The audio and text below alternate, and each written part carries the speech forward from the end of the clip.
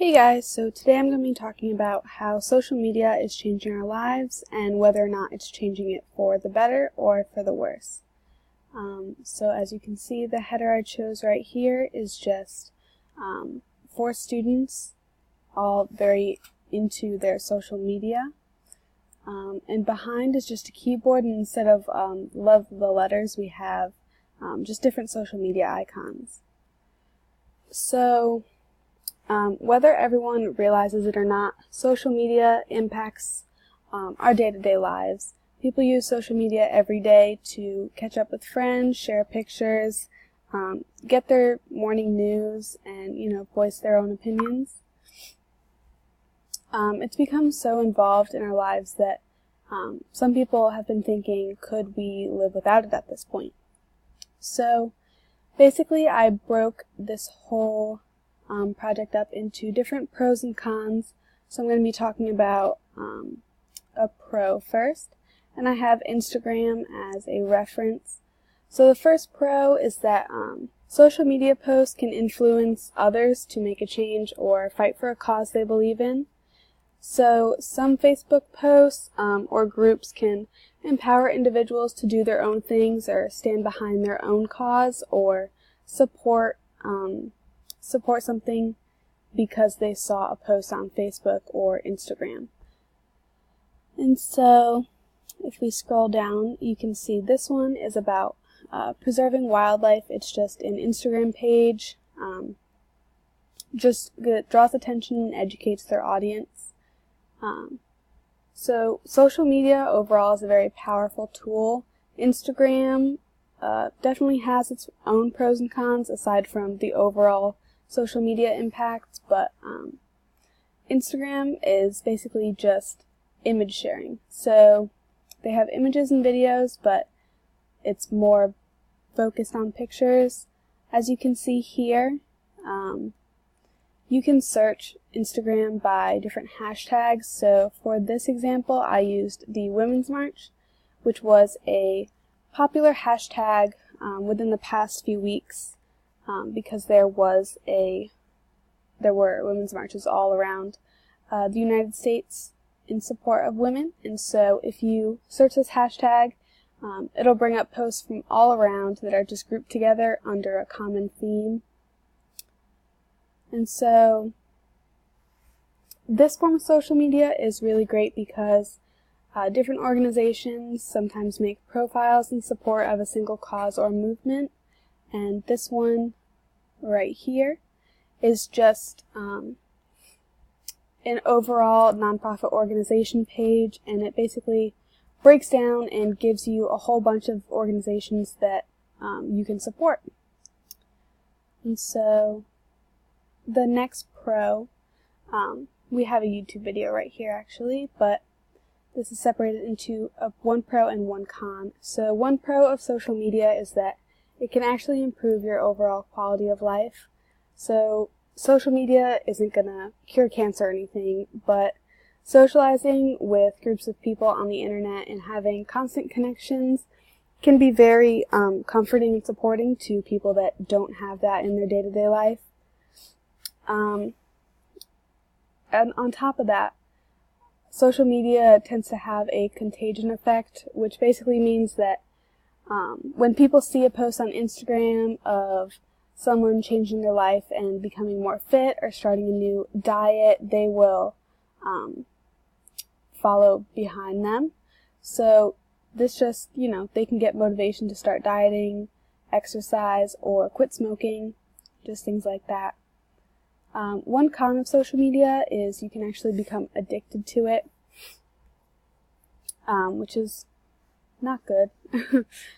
So overuses of social media has been correlated to different personality and brain disorders, especially in little kids. I was reading as I was doing this project that kids who spend more than 3 hours a day on social media or using different forms of technology are more likely to suffer from mental health issues. Adults, on the other hand, if they, sit on their phone at work or constantly pick up their phone when they hear it ring or buzz, it just that's actually been correlated to an attention deficit, mainly in adults. So I'm not going to play the video just because it's a little bit long, but it basically just goes over, it's just educating the audience on the dangers of social media and what they can do to prevent becoming addicted to social media. So another pro we have here is that social media spreads news and information faster than any other media outlet in the world. So there's never a moment of silence. Someone is always talking. There's always tweets being posted or pictures being shared. And so this is really important because global news and media can reach millions of people in a matter of seconds. So this is especially important when it comes to bigger incidents. One for the terror attacks in Paris, there were Facebook groups where you could kind of share your location and mark if you were safe or not on Facebook if you were in the location. Within like the Las Vegas shooting, for example, there was just a lot of news and pictures and just support and information of people who were there or in the area, and just Facebook and Instagram and Twitter, Snapchat, it's very easy to get information out quickly, and so this is very helpful in these different situations. So this picture right here is actually a screenshot from Facebook. So as you can see, Facebook does its own little thing where it just brings up different news stories daily. And so it brings up the trending news stories on the right here. So this is global, national. You can change it according to settings, your interests. So you can really get any type of information you're looking for, different stories.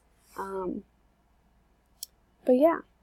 And so another con has to do with safety. And here, right here, these are actually some Snapchat screenshots that I took. So safety has become an increasing concern on social media. A lot of users are worried that information they share is being monitored by the government.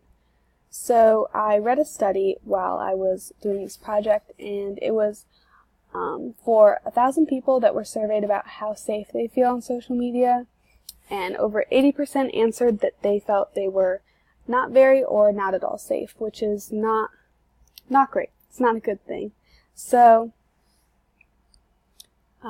right here, one of the new Snapchat updates is Snap Maps, and this feature allows users of the app to view their locations of their friends whenever and wherever they are, so they can see, where they live, if they're not home, if they're at school, things like that, like where they are in the world, and it zooms into like the exact street.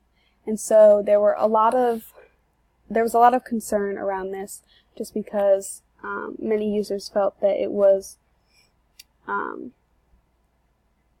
affecting their safety, and it could possibly lead to burglaries, kidnappings, and stalkings. And so that's kind of scary when you think about just how many people are on Snapchat and the ages of people. So kids as young as, I know, 8-year-olds that have Snapchats, and if they don't know how to turn the setting off, it's just scary to think about how people can find them so easily. So our next con is about fake news, which has become a viral phenomenon. So due to the fact that information spreads so fast on social media, oftentimes, it gets out so fast that they can't verify all information is correct, and so oftentimes false information can gain lots of attention.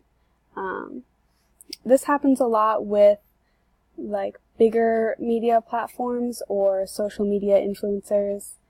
So if they have like a larger fan base or a larger following, they say something and it reaches 1 million people in the matter of seconds when they hit tweet or post a picture. And so, as a result of this, it can sometimes be difficult to decide whether or not a piece of information is credible or not, depending on the source it came from and, whether or not they can rely on its credibility.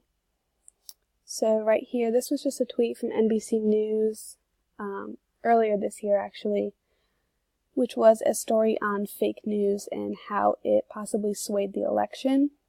And so I would click on the tweet, but it would bring me back to Twitter. So just a little overview.